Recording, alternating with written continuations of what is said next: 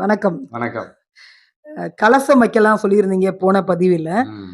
நவக்கிரகங்கள பொறுத்தவரைக்கும் எல்லா ஊர்களுக்கும் எல்லா மக்களுமே போக முடியாது. அதற்கான ஒரு சிம்பிளான ஏதாவது வழி இருக்குதா? அதாவது ரொம்ப புகழ் வாய்ந்த தலங்கள் தான் நெறைய பக்கம் இருக்கு.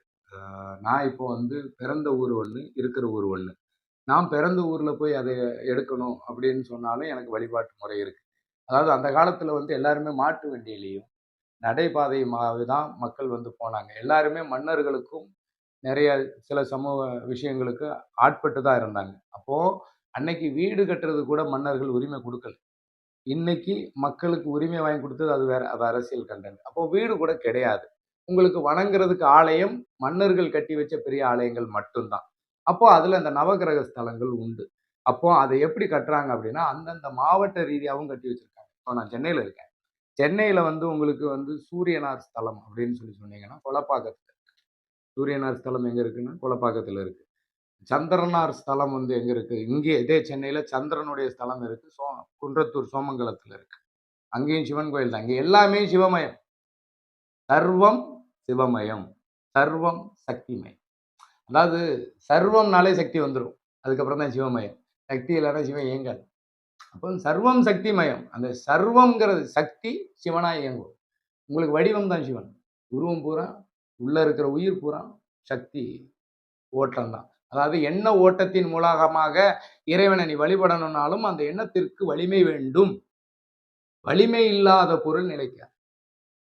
எண்ணம் திண்ணமா இருந்தால் தான் நீ அந்த ஒரு விஷயத்துல நீ ஜெயிக்க முடியும். நீ எத பேஸ் பண்ணி போறியோ, அதுல ஒரு எண்ணம் வந்து மிகப்பெரிய வலிமையா இருக்கணும். அதுக்கு தேவை சக்தி. சக்தி இல்லாம எதுவுமே பண்ண முடியாது.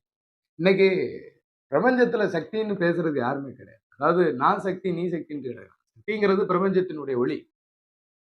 பிரபஞ்சத்தை இயக்கக்கூடிய ஒரு ஆற்றல். அத வந்து ஒருவருக்குள்ளேயோ, ஒரு அணுக்குள்ளேயோ, கண்ணுக்கு தெரியாத அணுக்கள் வரைக்கும் அதை இயக்கிக்கிட்டு இருக்கு. அது யாருக்குள்ளயும் அடங்காது. அது நீர் மாதிரி கெடாது. அப்போ அத வந்து நீ தக்க வச்சுக்கணும்னா உணரணும். தக்க வைக்க முடியும். உணர்ந்தா போதும். யாருமே தக்க வச்சுக்க முடியாது. அது உணர்ந்தா உனக்கு அது வழி நடக்கும். அப்போ உங்களுக்கு சந்திரனார் ஸ்தலம் சோமங்கலம், சூரியனார் ஸ்தலம் குலப்பாக்கம். அதுக்கு அடுத்தது சூரியன், சந்திரன், செவ்வாய்க்குன்னு ஒரு ஸ்தலம் இருக்கு. பூந்தமல்லி வைத்தீஸ்வரன் கோயில், தென்னிந்தியாவில் உள்ள அங்காரகன் செவ்வாய் புகழ்பெற்ற நவகிரக ஸ்தலம் சிதம்பரம் அருகே உள்ள வைத்தீஸ்வரன் கோயில் ஆகும். அங்கேயும் இருக்கு. இங்க பூந்தமல்லியில இருக்கிறது சிதம்பரத்திலயும் இருக்குங்கிறாங்க. அப்ப அதுக்கு ரெண்டுக்கும் ஒண்ணுதான் அப்படின்ற மாதிரி இந்த ஆல்டர்னேட்டும் கொடுத்துருக்காங்க. அதான் அந்த அளவுக்கு இன்னைக்கு வந்து உங்களுக்கு சிஸ்டம் நிறைய வளர்ந்துருக்கு. அதாவது அன்னைக்கு தான் ஆளுகிட்ட தேடி கொண்டு போகணும். இப்போ அப்படி இல்லை, ரொம்ப ஈஸி.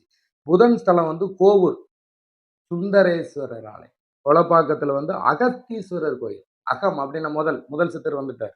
அதே மாதிரி சோமங்கலத்துல சோமநாதேஸ்வரர். போரூர்ல குருஸ்தலம். குரு பார்க்க கோடி நன்மைகள்.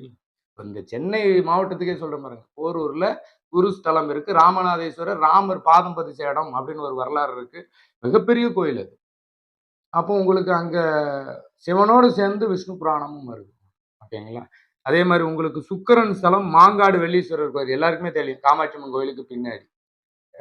ஏன்னா சுக்கிரன் வந்து பணம் கொடுப்பாருன்னு தெரிஞ்ச உடனே எல்லாரும் அங்க வச்சிருக்காங்க. அதே மாதிரி சனி ஸ்தலம் சொன்னாங்க. எல்லாரும் திருநள்ளாறு அப்படி இப்படின்னு சொல்றாங்க. இந்த சென்னையில மாவட்டத்திலே இருப்பாங்க. சனி ஸ்தலம் பொலிச்சொரூர் அகத்தீஸ்வரர். பொலிச்சொருளூர்ல சனியும் சூரியனுக்கு உங்களுக்கு அகத்தீஸ்வரர் இருக்கு. சனிக்கு அகத்தீஸ்வரர் கோயில் தான் இருக்கு. அதே மாதிரி ராகு ஸ்தலம் குன்றத்தூர் நாகேஸ்வரர் கோயில். உங்களுக்கு குன்றத்தூர் பஸ் ஸ்டாண்டுக்கு ஏற்ற மாதிரியே இருக்கு. இந்த ராகுவோட ஸ்தலம். நீங்க இங்க இருந்து காளகஸ்தி போறீங்க. இந்த இருக்கு உங்களுக்கு பாரம்பரியமான பழைய கோவில். ஏத்த மாதிரி உங்களுக்கு இந்த குளம் இருக்கு, தெப்ப குளம் இருக்கு. அங்க உங்களுக்கு அங்க என்னென்ன இருக்கோ அது எல்லாமே அதாவது அந்த காலத்துல மக்களுக்கு மன்னன் வந்து தனக்கு கீழே இருக்கணும்னு நினைச்சாரே தவிர ஆனா மக்களுக்கு எந்த குறையும் வைக்கல. அதாவது அடிமையா வச்சிருந்தாங்க. ஆனா இறைவனுடைய தொண்டுகள்ல நிறைய செஞ்சு வச்சிருக்காங்க. ஏன்னா அவங்களுக்கு பயன்படுதா இல்லையா, இவங்களுக்கு தேவையில்லை. இவங்க இந்த நாட்டை விட்டு இன்னொரு பக்கம் போக முடியாதுல்ல. மக்களுக்கு சேவை செய்யறாங்களா இல்லையா, அவங்க தேவையை முதல்ல பூர்த்தி பண்ணணும்ல. அதுக்காக வச்சிருக்காங்கல்ல. அப்போ அவங்கவுங்களுக்கு தேவையான இடத்துல வச்சிருக்காங்க. ஓகேங்களா? அந்தந்த ஆண்ட இப்போ வந்து தென் மாவட்டத்தை ஆண்டது பாண்டிய மன்னன், இது தொண்டை மன்னன், சேரம் மன்னன், சோழ மன்னன் ஆண்டதுல அவங்கவுங்க மாவட்டத்துக்குள்ள வச்சிருக்காங்க. இதுலயும் கொஞ்சம் தூரமா போயிடக்கூடாதுன்னு அந்தந்த குறுநில மன்னர்களுக்கும் வச்சிருக்காங்க. அப்போ நமக்கு ஸ்தலங்கள் இருக்கு. நாம அந்தந்த கதிர்வீச்சு அங்கங்க எடுத்துக்கலாம். அதே மாதிரி புனித தீர்த்தமும் அங்க எடுத்துக்கலாம். அது கலசம் வைக்கிற மாதிரி இருந்தா. இல்லைன்னா சும்மா எடுத்துட்டு வந்து வீட்டுல தொளிக்காதீங்க. ஒரு பிரயோஜனம் கிடையாது. சந்திரனுடைய ஸ்தலத்தை வந்து வீட்டில் தொலைச்சா வைப்ரேஷன் கிடைக்குங்கிறத விட சந்திரன் எப்பவுமே குழுமையா இருந்துகிட்டே இருக்கும். உணர்ந்து வீட்டில் வைக்கிறது நல்லது. ஆனா கெடாம இருக்காதுல்ல. கெடாத உண்டான பொருள் போடணும். அப்போ கேதுக்கு ஸ்தலம் கெருகம்பாக்கம் நீலகண்ட ஈஸ்வரர். விஷம். கேது. கேதுன்னா பட்டுட்டு எதையுமே சேர்க்காது. பாருங்க நீலகண்ட ஈஸ்வரர் கோயில் இருக்கு. தென்னிந்தியாவில் புகழ்பெற்ற தலம் பூம்புகாருக்கு இணைன்னு போட்டிருக்காங்க. சின்ன கோயிலா தான் இருக்கும். அதாவது மூர்த்தி சிறுசு நம்ம மாவட்டத்திலே இருக்கு. அதே மாதிரி அந்தந்த மாவட்டங்கள்ல இருக்கு. தேடுனா கிடைக்கும். நம்மளுடைய மிகப்பெரிய தோல்விக்கு காரணம் ஒண்ணு சோம்பேறித்தனம். இன்னொன்னு இதை செஞ்சா மட்டும் நல்லது வந்துருமாங்கிறதுடைய நம்மளுடைய எண்ணம் இல்லாதது. இன்னொன்னு அடுத்தவன் பேச்சை கேட்டு நம்ம வாழ்க்கை இழக்கிறது. தன்னிலை அறியாதவன் பிறர் பிறர் பேச்சை கேட்டு அழியதான் செய்யும். ஏன்னா இன்னைக்கு முற்போக்கு சிந்தனைங்கிறது நிறைய இல்லை. பிற்போக்கு சிந்தனை நிறைய இருக்கு. நீங்க ஒரு நல்ல பதிவு போட்டீங்கன்னாலும் பேட் கமெண்ட் நிறைய இருக்கு. பிற்போக்குவாதிகள் அப்படின்னு ஒன்று வச்சிருக்கு, முற்போக்குவாதிகள். அப்போ முன்னோர்கள் எல்லாம் முற்போக்குவாதிகளாகவும் இன்னோர்கள் எல்லாமே பிற்போக்குவாதிகளாகவும் இருக்கும். இதை நம்ம மாற்றணும்னா கொஞ்சம் கஷ்டம்தான். எப்படி கொஞ்சம் கொஞ்சமா கொஞ்சம் கொஞ்சமா வந்தாலும் ஒரு துளி விஷம் இருந்தாலும் ஒருத்தன் பேட் கமெண்ட் போட்டால் மொத்தம் போடும். அப்போ நல்லதுங்கிறது ரொம்ப கடினம். ஆனா இந்த பிரபஞ்சத்துல நல்லது கெட்டது கலந்துதான் இருக்கும். நமக்கு தேவைங்கிறத நீ எடுக்கணும்னு முற்படும் போதுதான் அது உன்னை தேடி வரும். அது புதையலா இருந்தாலும். தாய்கிட்ட அழுதாதான் தாய்ப்பால் அப்படின்னா அன்புன்னு அர்த்தம். தாயினிடமும் அன்பும் கரிசனையும் கேட்ட உடனே கிடைக்கும். இறைவன்கிட்டையும் கேட்ட உடனே கிடைக்கும். ஆனா கேட்கறதுக்கு உன் மனம் முற்படணும்.